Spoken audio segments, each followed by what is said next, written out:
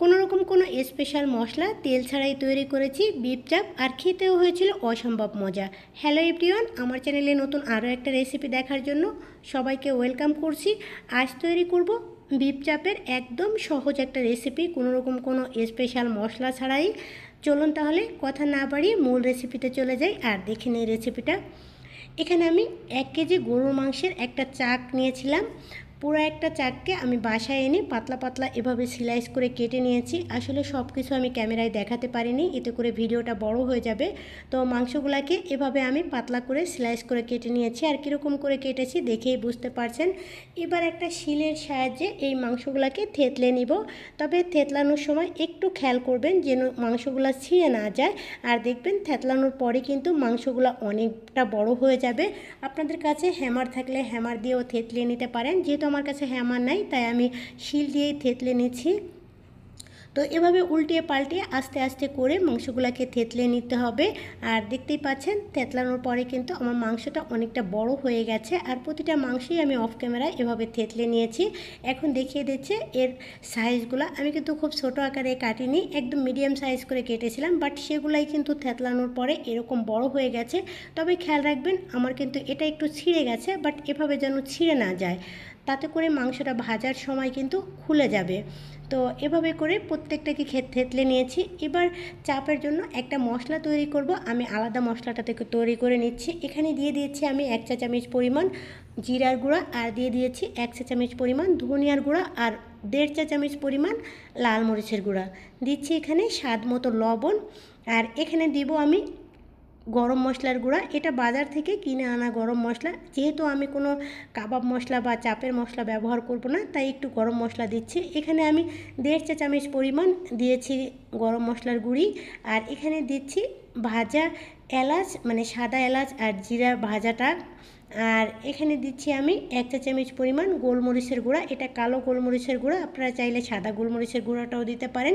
আর এখানে দিব একটু বিট লবণ, আর এই বিট লবণটা দিলেই কিন্তু এই চাপের টেস্টটা একদমই দ্বিগুণ বেড়ে যায়।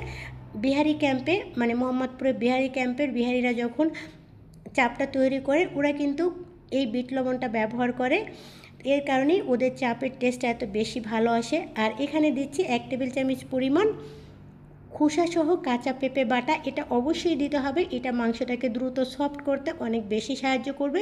আর এখানে দিচ্ছি 1 টেবিল চামচ পরিমাণ কালো সরিষা বাটা, আমি এখানে কালো সরিষা বাটাটা দিচ্ছি, আপনারা চাইলে এখানে সাদা সরিষা বাটাটাও দিতে পারেন। আর কেন মশলাটাকে আমি আলাদা মিশিয়ে নিচ্ছি সেটা পরে বলে দিচ্ছি।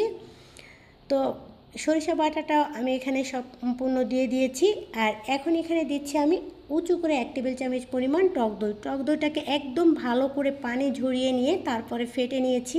তবে আপনারা চাইলে টক দইটাকে স্কিপ করতে পারেন, তবে টক দই দিলে অনেক বেশি ভালো হবে, দ্রুত মানে সফট হবে মাংসগুলা। এবার এই মশলাগুলোকে খুব ভালো করে মেখে নিচ্ছি, আলাদা বাটিতেই মেখে নিচ্ছি। আলাদা বাটিতে মাংসগুলো মেখে নিলে, এটা যেহেতু মাংসের পরিমাণটা একটু বেশি, তো এটা মাখাতে অনেক বেশি ইজি হবে। আর আপনারা যদি আলাদাভাবে মাখাতে না চান, সেভাবে একবারেও মেখে নিতে পারেন। তো আমি অল্প অল্প করে এভাবে করে মশলাটা দিব, আর প্রতিটা মাংসের গায়ে আস্তে আস্তে করে লাগিয়ে নিব হাত দিয়ে। তবে খুব ভালো করে কিন্তু মাংসের গায়ে লাগিয়ে নিতে হবে, কোনো অংশ যেন ফাঁকা না থাকে। আর এখানে কিন্তু আমি 2 টেবিল চামচ পরিমাণ আদা রসুন বাটা দিয়েছি, যেটা কিনা আমি স্ক্রিনে দেখাতে ভুলে গিয়েছি বা স্কিপ হয়ে গিয়েছে। তো সম্পূর্ণ মশলাগুলো এখানে মেখে নিয়েছি, আর দেখেই বুঝতে পারছেন কিভাবে আমি মেখে নিয়েছি। আর এভাবেই কিন্তু মেখে নিতে হবে। তো এইভাবে আমি মেখে নিয়ে এটাকে আমি ঢাকনা দিয়ে ঢেকে নর্মাল ফ্রিজে ওভারনাইট রেখে দিব, যেহেতু আমার হাতে সময় আছে। তবে আপনাদের হাতে সময় না থাকলে এটাকে 2 থেকে 3 ঘন্টার জন্য হলেও কিন্তু মেখে রাখতে হবে। তো ওভারনাইট আমি ফ্রিজে রেখে পরের দিন সকালে এটাকে খুলে নিয়েছি, আর দেখেই বুঝতে পারছেন এটা কিন্তু কালারটা একটু চেঞ্জ হয়ে গিয়েছে। আর এখন এখানে আমি 2 টেবিল চামচ পরিমাণ সরিষার তেল দিব। চেষ্টা করবেন সরিষার তেলটা দিতে, এতে করে চাপের ভিতরে খুব ভালো একটা ফ্লেভার আসে। তো সরিষার তেলটা দিয়েও আমি খুব ভালো করে মেখে নিব। আর সরিষার তেলটা আমি আগে দিইনি, এতে করে মশলাটা খুব ভালো করে মেরিনেট হয় না। আর এখন এখানে আমি দিয়ে দিচ্ছি হাফ কাপের থেকেও, মানে একটা কাপের মেজারমেন্ট কাপের 4 ভাগের 1 ভাগ, এটা হচ্ছে হাফ কাপ, সেখান থেকেও অর্ধেকটা পরিমাণ আমি এখানে বেসন দিয়ে দিচ্ছি। আর বেসনটাকে অবশ্যই শুকনো খোলায় টেলে নিতে হবে। আমি কিন্তু বেসনটাকে শুকনো খোলায় টেলে নিয়েছি। আর বেসনগুলো দিয়েও কিন্তু এখানে মেখে নিতে হবে, তবে বেসনের পরিমাণ যেন খুব বেশি না হয়, এরকম পরিমাণ হবে যেন গা মাখা থাকে। খুব বেশি পরিমাণ হলে কিন্তু খেতে ভালো লাগবে না চাপটা। তো বেসনটা দিয়েও কিন্তু আমার মাংসগুলোকে একদম মেখে নেওয়া হয়ে গেছে। তো এখানে যেহেতু 1 কেজি পরিমাণ আছে, তো আমি অর্ধেকটা পরিমাণ ফ্রোজেন করে রেখে দিচ্ছি এই বক্সের মধ্যে, আর বাকি অর্ধেকটা আমি আজকে ফ্রাই করব। যেহেতু আমি 2 জনের ফ্যামিলি মেম্বার, সব ফ্রাই করলে অতিরিক্ত হয়ে যাবে। আর এখানে আমি বড় বড় 4 পিস নিয়ে নিয়েছি, এটাকে আমি এখন ফ্রাই করে নিব রাতে খাওয়ার জন্য, আর বাকিটাকে আমি ফ্রোজেন করেই রেখে দিচ্ছি।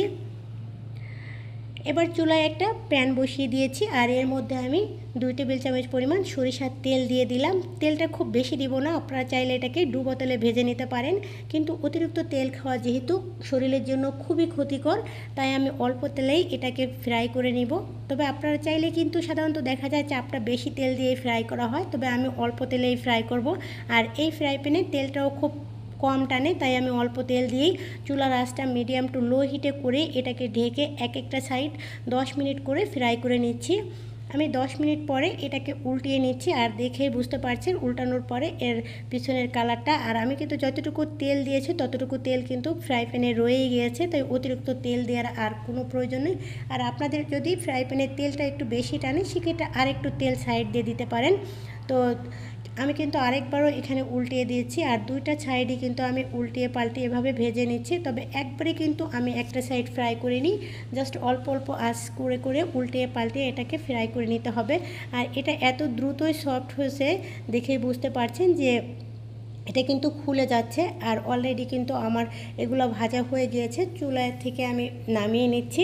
আর বাকিগুলোকেও আমি একইভাবে কিন্তু এটাকে ফ্রাই করে নিব। তবে তেলের পরিমাণটা কোনো অবস্থাতেই কিন্তু আমি বেশি দেইনি, জাস্ট এরকম পরিমাণ তেল দিয়ে সম্পূর্ণ চাপগুলোকে আমি ভেজে নিয়েছি।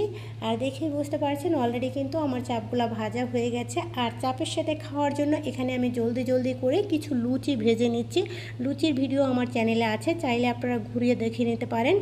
অলরেডি আমার চাপ এবং লুচি খাওয়ার জন্য পুরোপুরি প্রস্তুত। তো আমি এবার একটু ডেকোরেশন করে আপনাদেরকে দেখিয়ে দিচ্ছি। এটা কিন্তু শুধু আমি পেঁয়াজ দিয়ে আর চাপের সাথে একটা সালাদ তৈরি করব। আমি যে সালাদ রেস্টুরেন্ট স্টাইলে তৈরি করি তার রেসিপিও আমার চ্যানেলে আছে, আর চাইলে সেই রেসিপিটাও আপনারা দেখে নিতে পারেন। চাপ আর লুচি কিন্তু খাওয়ার জন্য পুরোপুরি একদম রেডি। আমি একটু ছিঁড়ে দেখিয়ে দিচ্ছি আপনাদেরকে এর কতটা সফট হয়েছে। ঠিক এভাবে যদি আপনারা তৈরি করেন আপনাদেরগুলোও এরকম সফট হবে। তো আজ এ পর্যন্তই বিদায় নিচ্ছি। সবাই অনেক বেশি ভালো থাকবেন। রেসিপি ভালো লাগলে ছোট্ট চ্যানেলটার পাশেই থাকবেন। আল্লাহ হাফেজ।